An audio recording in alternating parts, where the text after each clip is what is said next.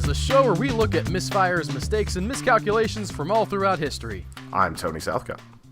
And I'm Albert Berg, and today's episode is brought to you by our featured patron, HBI. He's very mysterious, this HBI. He is. We don't know anything else about him. The way I said that made it sound like I was being coy, but I actually don't. Tony, what's the bad idea that you have for us this week? Basically, we're going to be talking about Theranos and Elizabeth Holmes.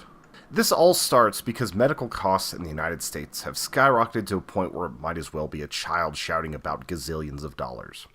When a short hospitalization costs more than a home, sometimes people give honest thought to whether they need a tumor removed or if they can drive to a hospital while bleeding profusely. So when a beautiful young wonderkind that has been called the next Steve Jobs starts dropping TED Talks about the medical diagnostic industry, people listen. Elizabeth Holmes dropped a bomb on the status quo of medicine, claiming that with her new technology she could screen for 30 different diseases with just a small pinprick of blood without having to go to a doctor. I hate to contradict you, Tony, but the number I've heard is 300 that she claimed at certain points in her career. Yeah, and I've seen up to 130, but like the ones that they were like officially able to diagnose seem to be about 30. Okay. So it's a back and forth thing. Like the goal was to get up to that 300 thing, and they did test for some of that, but so many of the results were inconclusive because the amount of material that they weren't able to get it up to that level. Yes, this is sort of jumping ahead to the end, but it didn't work. If you're listening to this podcast and you've never, if you don't know what the concept is, it's stuff that goes real bad. This one doesn't work, guys. Elizabeth Holmes did an internship where she worked on the SARS virus in Singapore and filed her first patent for a wearable drug delivery patch. And this was kind of where her idea for Theranos started. She wanted to make like an armband that would do live diagnostics and give you medicines. And quite frankly, that's more something that's just straight up science fiction, especially at this time. But this inspired her to go out and actually start her business. At 19 years old, she would drop out of Stanford, and in April of 2004, Theranos was born. And as a small side note, the name Theranos isn't a misspelling of a Marvel villain, it's a portmanteau of therapy and diagnosis. Ah, that's interesting.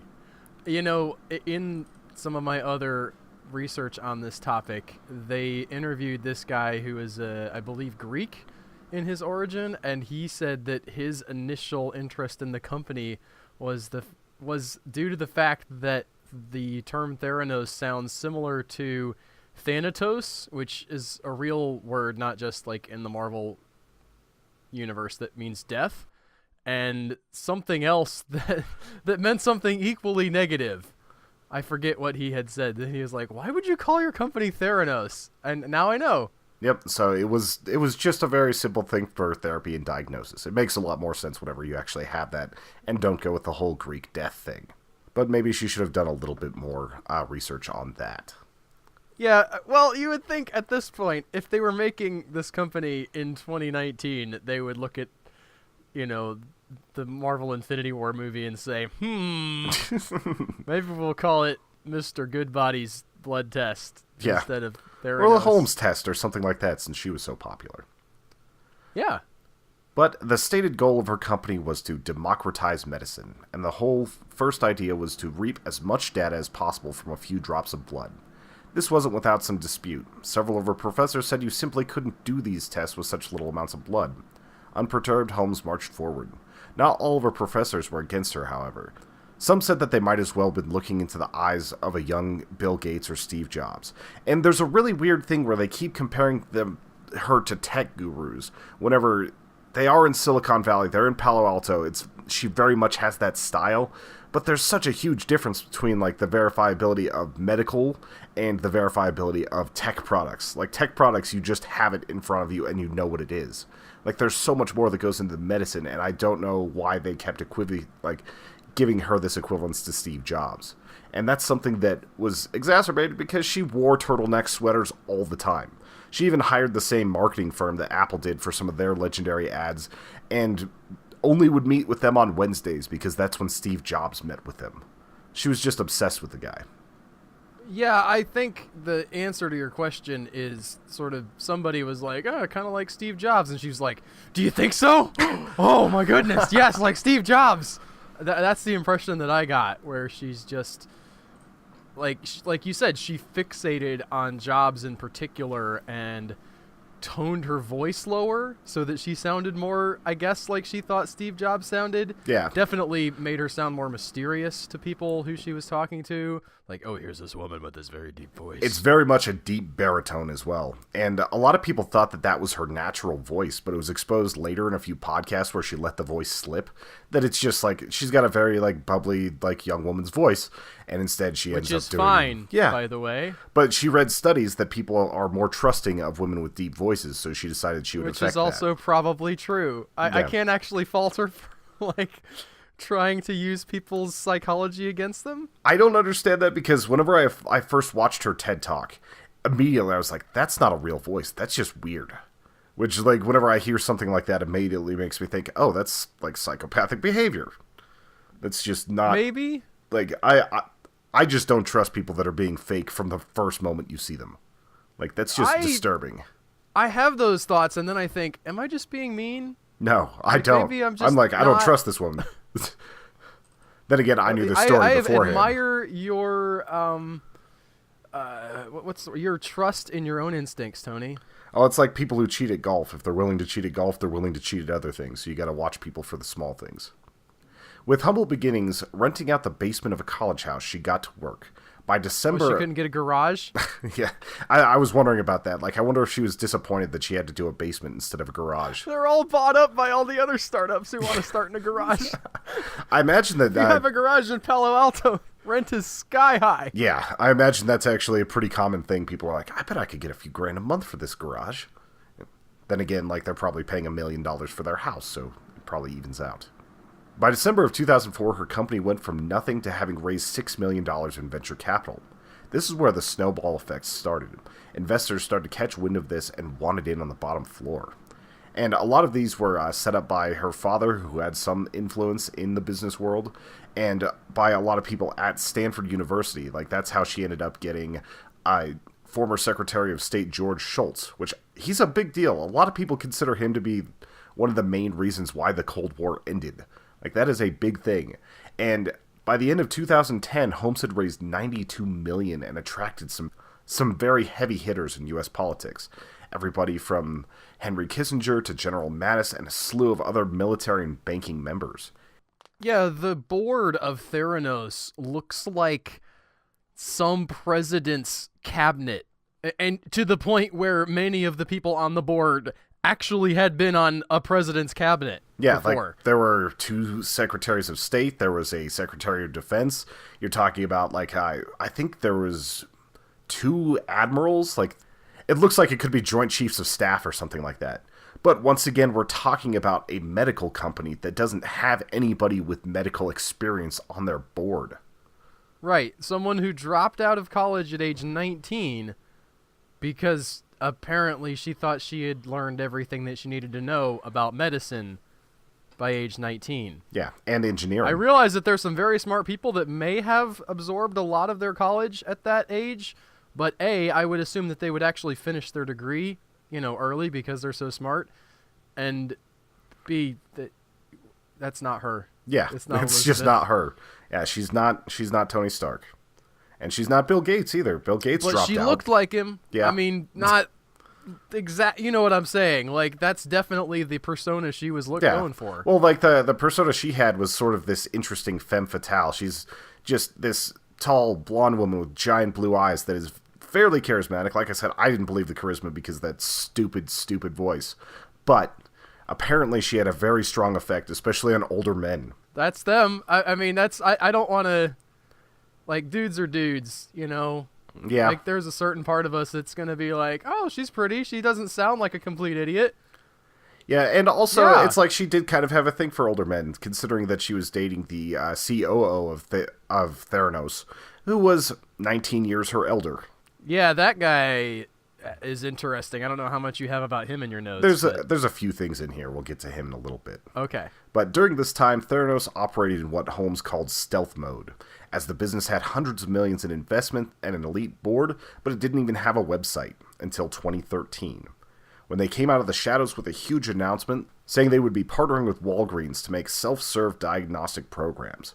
The company had astronomical levels of popularity. The company itself was valued at over $9 billion and had $400 million raised from people like the Waltons, Betsy DeVos, and many, many others. Again, not a group of people that you would necessarily think you could just take lightly, right? Like, you've got your whole group of board of directors filled with all these ex-military and ex-high government officials, and then you have investors who are, you would assume, would know what investing is supposed to look like. Yeah, they're extremely successful. Even though the Waltons did inherit their money, most of them have had pretty successful careers after that. And the DeVos family and various others have all had very successful investment careers.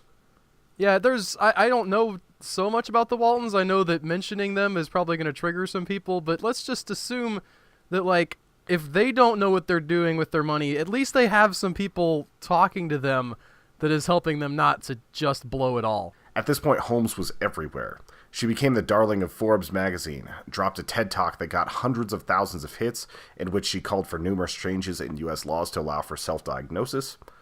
And she also was on the cover of Fortune magazine, and this is probably the one that propelled her mostly to fame. This was the first time she was on the cover, and it was a very striking picture of her that said, "This CEO is out for blood." And it was one of the very, very kind articles that really got this thing rolling and gave confidence to the public, along with some Wall Street Journal op-eds that were basically very friendly interviews with her. People wanted to believe in this because she looked like that next big thing. It's so interesting how much imaging plays a part of this story. In a very purposeful way, too. Yeah, and she was being touted as the youngest female self-made billionaire. By the end of 2014, her name appeared on 18 U.S. patents and 66 foreign patents, along with a bunch of others that belonged to the Theranos Corporation.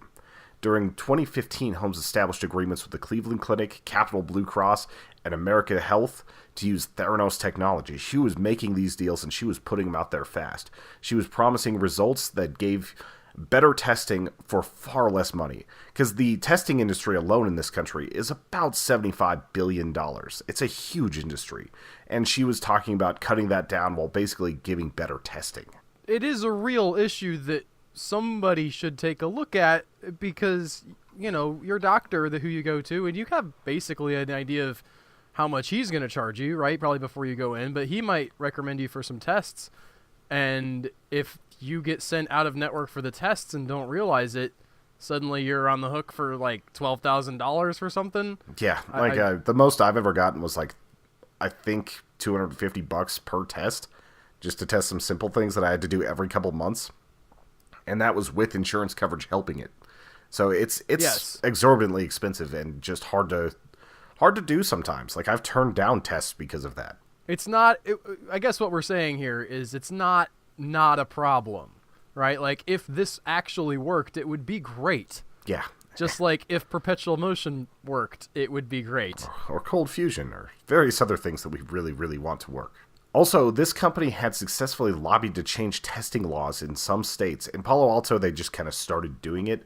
But in Arizona, they started having the tests distributed at these Walgreens across the state so that they could full-on just legally do the testing. Theranos was riding high until in October 2015, articles from the Wall Street Journal investigative reporter John Carreyrou started exposing the fraudulent underpinnings of Theranos. Working with whistleblowers inside the company, Carreyrou spent months investigating secretly. The first article detailed about how the company's Edison machine wasn't being used for most of the samples being brought in, that they were actually having to water down blood samples and using conventional equipment that any standard lab would use. And this is important because this is one of the main reasons why they were able to skirt FDA approval, was because they were doing their own testing in-house. Quest Diagnostics and some of the other companies had to buy their equipment from other people, and because they were selling and buying these equipment, they had to be vetted by the FDA, and it was all in-house, so they did not have any sort of that oversight going on. But they claimed it was all in-house. Yes. Despite doing almost all of the testing on various other machines after watering down these blood samples. Which Yeah, automatically, watering down a blood sample is going to give you inconclusive results generally. I feel like you've skipped over somehow the fact that the machine didn't work. Yeah, the machine just didn't work. The reason that they're doing these blood tests on other machines is because it's physically impossible to do that many blood tests from a pinprick of blood, and they just never got this machine working. They had very smart people working on it. They had many scientists who were well qualified to, if it was possible, be able to get it off the ground. And it just never functioned, and yet they kept rolling forward with VC funding and, as you mentioned, I believe already, getting Walgreens involved, where they were in Walgreens stores already, and they just sold this entire empire on top of a device that did not do anything. Yeah, and it's interesting because Walgreens actually got information that was showing that it probably didn't work. They ended up hiring a guy that went, and he was a lab consultant, and he ended up giving them information saying that things weren't working as early as like early 2014. But Walgreens believed that they would figure it out, and they were so worried that CVS was going to pick up on this that they just kept moving it forward. The other thing that's really worth noting here is the reporting that exposed this was able to be done because these whistleblowers were brave enough not to be cowed by Elizabeth's many, many threats of litigation. Yeah, they had expansive NDAs for every single employee. And they even hired one of the most notorious lawyers. His name's in here somewhere. I can't remember offhand. Like, he's one of the guys that is part of the reason why gay marriage is now legal. Like, he's done so many different things, and he's kind of a legendary lawyer. He's one of the biggest names in law around today, and they directly hired him to cow the people that were working for Theranos. Like, that's what you had to deal with. We're going to sue you, and not only are we going to sue you, we're going to use the best lawyer that we can find in the country to sue you. You will not talk about what you see here. And I don't know if you've heard who some of the whistleblowers were yet. I've listened to the podcast that I'm listening to is called The Dropout, so if you want to go listen to a different podcast, finish this one first, please. But they actually have interviews with one of the main guys who worked with her and did a lot of the whistleblowing. And the fascinating thing about him was that his grandfather was a major investor in the company as well. Yeah, he was one of the earliest investors. It was Schultz's grandson. Right. And he had also personally not only invested in the company, but also had these tests done for him. He was actually trusting them with his own personal health. And as an elderly man, that is no small feat. And he ends up siding with Elizabeth against his own grandson in his grandson's quest to, expose what this woman is doing and lying to people about. It sounds like he's actually changed his tune a little bit there now. Like in more recent interviews, Schultz had said that he admires the bravery of his grandson for doing this. Well, great, yeah, but it was super brave because at the time, he didn't admire him and he tried to shut him down and brought his own lawyers in. Yeah, so it's one of those situations where you just, you keep hoping, and you bring the lawyers in, you hope so much that you can just try to silence this. And one of the interesting things I kept thinking about with this is, if they had taken more time, if they would have made incremental improvements on their technology, this doesn't seem like it's something that's out of the realm of possibility in the future. It just seems like it's 15 to 20 years down the line. Like, if they would have worked on trying to get these to be in-home easy tests for the things that they can actually test and do accurately and focus hard on that accuracy, it seems like they might have eventually been able to get to the level of this testing, but they just went all out the gate with we'll tell you everything that's ever wrong with you. It just seems like they rushed everything so much. There was also a very heavy emphasis on the avoidance of pain. So one of the biggest sales pitches for the Theranos device was that when you get your blood drawn, a lot of times they have to stick a needle way up there. They have to do multiple draws. You're doing them from kids sometimes. Yeah. They played on people's sympathy for kids that had cancer and other sort of life-threatening diseases where they had to get regular titers drawn, and said, hey, wouldn't it be great if we could help these guys get their tests done without, this painful procedure every month or every week? And yeah, it would be. It would be great. Again, we're not saying that it would not be great. It also doesn't hurt that much. I get it done like every 2 months or so. Well, yeah, Tony, but me and you are men. That's true. We aren't like 5-year-old kids. We can handle it. And like it was actually derived from the idea that Holmes hated blood tests. Like she just wanted it to be the little like diabetic style prick of the finger. So like that, like just that idea was so appealing to people, especially like you just go to Walgreens, you're done in like 30 seconds and you send it off and you get your results. Or even the original pitch was you would just have it there at Walgreens. Yeah, it would take 15 minutes to understand. Yeah. Right, which did not, again, end up happening. Really, what they ended up doing was just drawing regular titers at a lot of Walgreens and sending them off and then doing them on the tests on the same machines that everybody else was using anyway. Yep. And like this is one of those things where it's like, how did people not fully recognize whenever they investigated these laboratories that they were using all these other machines and not the Edison machines?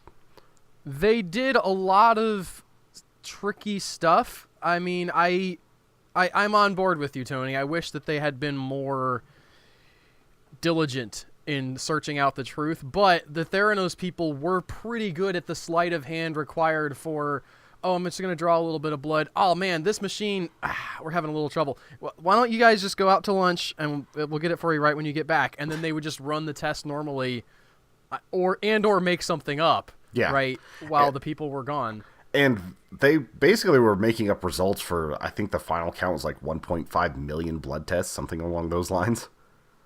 So, blood tests, the kinds of things that can tell you if you have cancer or not, or maybe if you're pregnant or not. Like, you just make that stuff up, and you are playing with people's lives. Yeah. One of the ones that kept on coming back, like probably the most egregious, was the potassium count. A lot of the time, they were showing potassium levels that you would only find if somebody was literally dead from potassium poisoning. I don't know what else to say other than that, yeah, it didn't work, guys. And this is where people start wondering, like, how much did Theranos know about all this? How culpable were they in this? And according to some internal emails, the tests between standard lab equipment and the Theranos equipment were very different. Sunny Balwani, Theranos' president and chief operating officer, said to read the results more finely and to stop using the Edison equipment and to just start skipping over that and using the other equipment. He's also said the next day that he was extremely irritated and frustrated by folks with no legal background taking legal positions and interpretations on these matters. These people need to stop. Yeah, it's amazing how people who are lying get offended when you point out that they're lying and that their thing doesn't work. Yep. And I do also... I'm sorry. I know you mentioned this earlier, but I do also kind of wonder how much of this is self-deception, like at least on Elizabeth's part. Like, I don't know how deep it goes where she's just like, I am just going to straight up lie to people, and I know that this doesn't work and it has no validity in science, and I'm just going to make a ton of money. Or that she knows that there's some stuff that's not, in her mind, it's not perfect yet, but we're working on it. And if we stop to worry about the little details right now, like little details like if the machine actually works, then we're just going to get bogged down, and those poor hurting kids are never going to get their solution. Yeah, and that's the difference between like a pathological liar and somebody who's doing it intentionally. A lot of times people who are pathological about it don't even realize that they're lying, or they're so invested in their own thing that they just think they're right. And I watched probably a half-hour thing from several different psychologists who were trying to determine if she was a pathological liar, if she was straight out lying about this sort of thing. And I saw a few things that showed where I think she was knowingly lying. She went on an interview with Fortune, and they were starting to grill her because she was their darling for a little bit. Like, she was the big thing, and like she had sold a lot of magazines for them, and they put their reputation on her. And she straight out looked them in the eye and said, these articles were put out by the laboratory industry trying to defame us. And it was interesting because her entire posture changed in those situations. There's a lot of video of her very measured, very calculating, whenever she's talking about this sort of stuff. And even off the cuff, there are times where she just looks like she's fully confident and she's saying things that are known lies at the time. But that particular one, she's stuttering over herself, like taking in weird gasps, leaning in weird ways, shaking her head. Like, a lot of behavior analysts have said that there was a point after all this started happening where she just started intentionally lying. Well, yeah, you dig yourself into the hole with the little lies that you can believe yourself, and then when the hole gets real deep and you can't climb out... Yeah, so there was basically just stuck. There was a point of no return for it, I think. Especially with stuff like that where you possibly are looking at legal action and things of that nature. Well, not only that, but that you're possibly culpable with people's lives. Yeah, yeah. I don't know if anybody actually died. Maybe you're going to get to that part here at the end, but they sure could have. There were more issues with people being misdiagnosed and given the wrong treatments. Like, there were people that had prostate cancer that would end up being incontinent and impotent because of treatment that they got based on this whenever they didn't actually have prostate cancer. It's hard to prove any deaths related to a blood test. So the SEC and various other investigative organizations out there are not exactly putting like murder charges on them, but there was definitely a lot of misdiagnoses that happened. Also, at this point, it got leaked that one of the biochemists, Dr. Ian Gibbons, revealed in 2013 to his wife that none of it was working. And he told this to his widow shortly before ending his own life.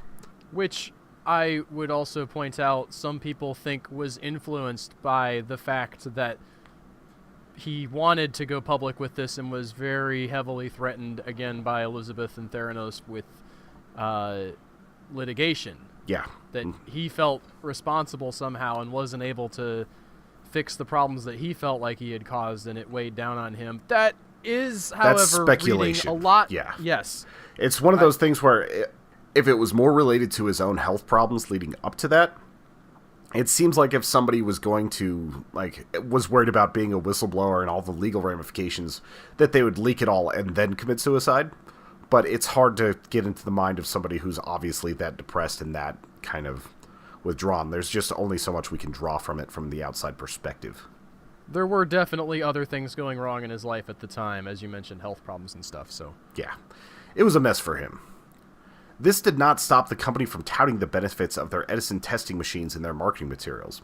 Though less than 10% of the tests were done on the machine, and of the 130 tests claimed to be done, most couldn't be done with acceptable accuracy windows, it was still said on their website that their revolutionary Edison technology was being used. They did add one little sentence that some of the more esoteric tests were being done with legacy equipment, so they did put that line on there, kind of a cover yourself type situation.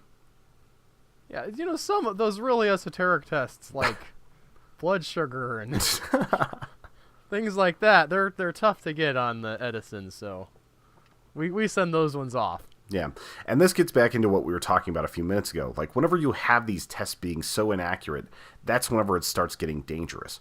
Whenever people start getting misdiagnosed, whenever they start thinking that they have diabetes when they don't, and they start taking blood sugar medications. Whenever all these things sort of compile on a person, that can be very dangerous. It's why it's so hard to get prescriptions sometimes. And it's also whenever some doctors started doing their own blood tests to kind of verify the results that people were finding on their own. It's like that whole thing where you don't want people self-diagnosing too much. It's like Google will tell you of any disease you want if you really read into it.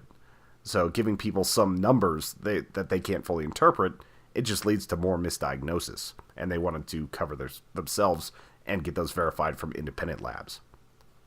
But you have to get to a certain point to be doing those checks, right? Because, doctors actually ordered some of these tests from Theranos. Yeah, there were several doctors trying to save money.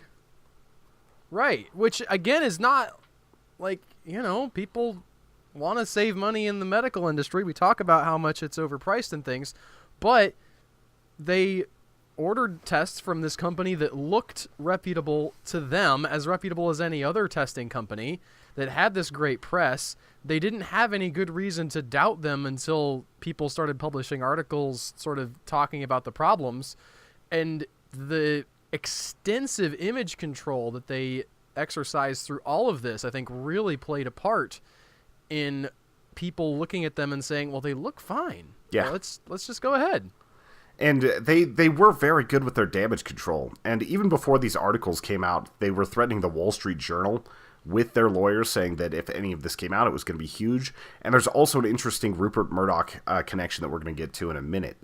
But they also, on like the day or the week before the article dropped, Elizabeth Holmes herself wrote an op-ed piece in the Washington Post or Washington Journal. What was it? Washington Post, I believe. Washington Post. She herself wrote an op-ed piece in the Washington Post, essentially debunking. Yeah, it was from a her point-by-point debunking of everything in that article. And right, which had not come out yet. Yeah. So before the article even comes out, she knows that they're assembling this stuff, and she goes to the magazine that's putting the article out and says, you better let me write an op-ed here. And she gets her op-ed and it does damage to the very reporting that they are trying to do to expose her. It's insidious. If that would have been the only thing that they did, like the only article that they had lined up, it might have actually stopped there. Which I want to get into the Rupert Murdoch thing real quick. Before this was coming out, a few weeks prior, Rupert Murdoch, who owns the Wall Street Journal as well as Fox News and a lot of other organizations, was set to put $125 million into Theranos. And he did. And he did not stop John Carreyrou from doing this investigative work. Even when Elizabeth Holmes went to the Wall Street Journal and was literally on the same floor while John Carreyrou was writing his articles, talked to Rupert Murdoch directly, he still did not stop this, even whenever she said that it was damaging material and full-out lies. He did not stop Carreyrou from doing this, which kind of impressed me because it's like, that's $125 million that you're just putting on the table while someone's trying to say that it doesn't work, that works for you. Yeah, it's the kind of thing you don't want to see, right? Like, if you were going to try to avoid having somebody be partial, you'd say, well, they shouldn't be invested in the same company that they're reporting on.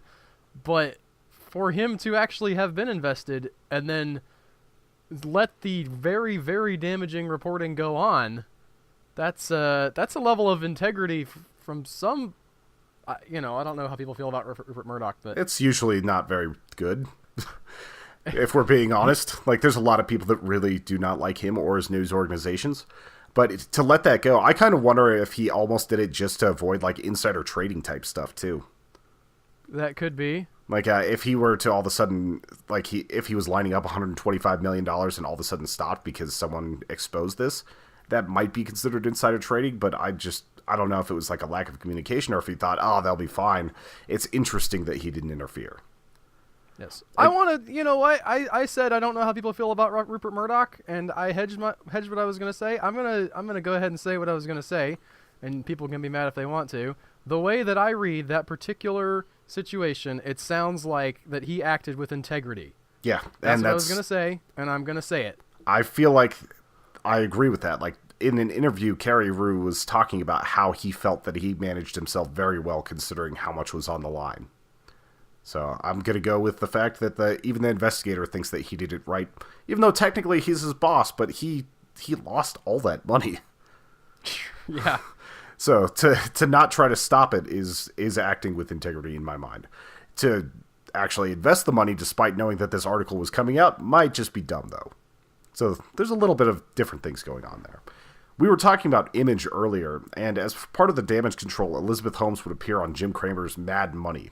Elizabeth Holmes would appear on Jim Cramer's Mad Money the same evening the article was published. Cramer said that article was pretty brutal, and Holmes responded, "This is what happens when you work to change things. First they think you're crazy, then they fight you, and then all of a sudden you change the world." And which is a great quote that Elizabeth Holmes came up with all by herself. Yep. I can't remember who she plagiarized that said. from, but I know I've heard it somewhere or something very similar to it. But this sort of characterized Holmes more than people realized. She was never one to respond with technical acumen or explaining how her business would work. She dodged questions using grand ideas and platitudes on healthcare to make it sound hopeful and sincere. There was never really any substance to the things she had to say during these talks, but it was a great way of dodging the question. And I kind of wonder if this is sort of something that she learned from her father, who was actually a vice president at Enron whenever they failed. Runs in the family, huh? Yeah. Enron at least knew how to bring real energy to people, right? Like, their power plants didn't just not put out electricity. Yeah, they delivered a product. Like, even if they interfered with the product and caused rolling blackouts and all sorts of other things, at least sometimes your TV worked. Yeah, like generators are a real thing, unlike the Edison device, which is just a box that you put your blood in and then it makes up a result. Yeah. And it was at this point that they started dropping other articles about how Walgreens didn't listen to their consultant, about how these companies, which honestly, the reasons for Walgreens other than CVS were kind of interesting because they were interpreted as kind of an old fuddy-duddy type company. Like they were just like an old grungy drugstore, and they thought that bringing this technology in would kind of change that perception of them. So there were so many things that caused Walgreens to want to just run with this and hope that it would work. And they were part of the reason why this got propped up for so long. They weren't looking at these bad results for that. They just liked that there were more people coming into their stores and that they were going to have a national rollout before too much longer. After being given samples from Caribou, the FDA finally decided to step in. They found the drug results and decided to shut down Theranos' testing. In 2016, Holmes appeared on shows saying that she was devastated that they never caught the issues, but never apologized for misleading people. Basically, it was just a long string of empty apologies and trying to cover her own self. And this was really when Theranos went into freefall. They started slowly laying off employees as more of the regulatory bodies came back and fought against the claims, and even the state of Arizona sued them for misleading customers. You know, you don't hear a lot of great things about the state of Arizona, but good for them. Yeah. They're better than Mississippi. Apparently. We love you, Mississippi listeners. On June 15th, 2018, following an investigation by the U.S. Attorney's Office in San Francisco that lasted more than 2 years, a federal grand jury indicted Holmes and the former Theranos COO and President Ramesh Sunny Balwani on 9 counts of wire fraud and 2 counts of conspiracy to commit wire fraud. Prosecutors alleged... By the way, we haven't mentioned this, and it's not necessarily relevant to this exact part of the podcast, but Sunny Balwani was also in a relationship with Elizabeth Holmes. We did mention that earlier. Or did we mention that earlier? Yeah, like I was saying that he was 19 years her elder, and they looked like they were a very odd couple. Like, he's just an old dude with like a gray mustache, and she's like the young, like, entrepreneur woman and everything. They did not look like a legit couple, but apparently they had something. Well, they also had the very much secret, again, image control, where nobody, like, at all knew that they were an item until much later. Yeah, that was something that was exposed much later. But as these wire fraud things were coming down, prosecutors alleged that Holmes and Balwani engaged in 2 criminal schemes, one to defraud investors and the other to defraud doctors and patients. After the indictments were issued, Holmes stepped down as CEO of Theranos, but remained chair of the board. This case is proceeding in the U.S. District Court in San Jose. Holmes and Balwani have pleaded not guilty, and both of them are facing up to 20 years in prison. So this went from quickly like, oh, we're being fined $500,000.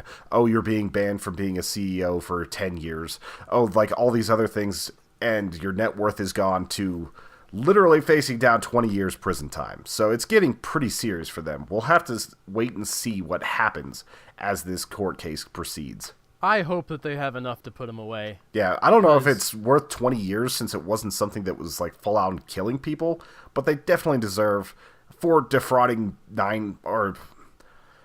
so many people out of money. Like, they really need to be put away for some time. I, as someone who is fairly pro-business, right? Like, I'm relatively conservative. I like people growing a good business, like providing an actual service. One of the things that's required for that to happen is for there not to be people like this ripping folks off and undermining any possible faith that you can have that the system is fair at all. I think that one of the big functions of the government is to make sure that when people are able to do this, that they get punished to the full extent of the law. To make sure there's no golden parachute for people like this, where they just all of a sudden end up millionaires for completely running companies into the ground. And especially whenever they actively deceive people. Yeah. Right, they stole the VC money, right? Like, the people invested, but they invested because of complete lies. And then when people came in to get the tests, those weren't free. Yeah. They had to pay for those, so they took those people's money. Which is exactly it's the exact opposite of what they claimed they were trying to do. They were trying to lower the cost of healthcare by providing absolutely no healthcare. It was yeah. I hope they get the 20. I'm not with you on that one. I would be fine if they both go to jail for 20 years. Whenever you say it like that, I kind of agree with you. It's just a lot of fraud, and with so many different charges, a few of those don't end up sticking. Like, even if they don't get 20, I would be very surprised that if they avoid jail time. They can afford nice lawyers even still, and I know how that goes. I'm sure that there will be some kind of deal worked out or something that will make us all mad. Yeah, but they also spent 2.5 years building a case, so they were very methodical about putting this together. So thankfully, it seems like the people that put this together have done it the right way. Although sitting here in the court of podcast opinion, Tony, I'm saying give him the 20. Okay, well, it's legally binding. I don't think they would let you be a juror on this particular case, but I would agree with you. At this point in time, Holmes is essentially broke, facing prison time, and apparently trying to start a new company. Considering she's been barred from being part of this story. Yeah. Considering she's been barred from being a CEO for a while, I just don't see that happening. Here's the question that I have. Does this new company involve cryptocurrency? I would not be surprised. Honestly, don't know. Okay. I looked into it, and like people just kept saying, oh, she's talking about a new company. Nobody said what she was talking about starting. And I want to know. And hopefully that gets revealed in the future. There are so many bad ideas in this story that it's hard to know where to start. First off, don't trust someone that has no engineering or medical training be able to invent a device that changes the world based only on a smile and fancy talk. It turns out there's a reason we make doctors go to school for like 18 years. Yeah. It's because people's bodies are complicated. Yeah. And if she was full on like someone that was just a phenom with this sort of thing, she would have had patents, and she would have had methods, and she would have had things built before going after these investors, or at least some ideas on how it would be done. She would have more tangible things other than just like this big grandiose idea. It was based so much on charisma and appearance, and you just can't trust that without some sort of actual devices or patents or methodology that's going to get you there. It's just happy thinking. Like it's just not going to work. Yep, it was another bubble. Yep, it's all smoke and mirrors, and it ended up costing people hundreds of millions of dollars.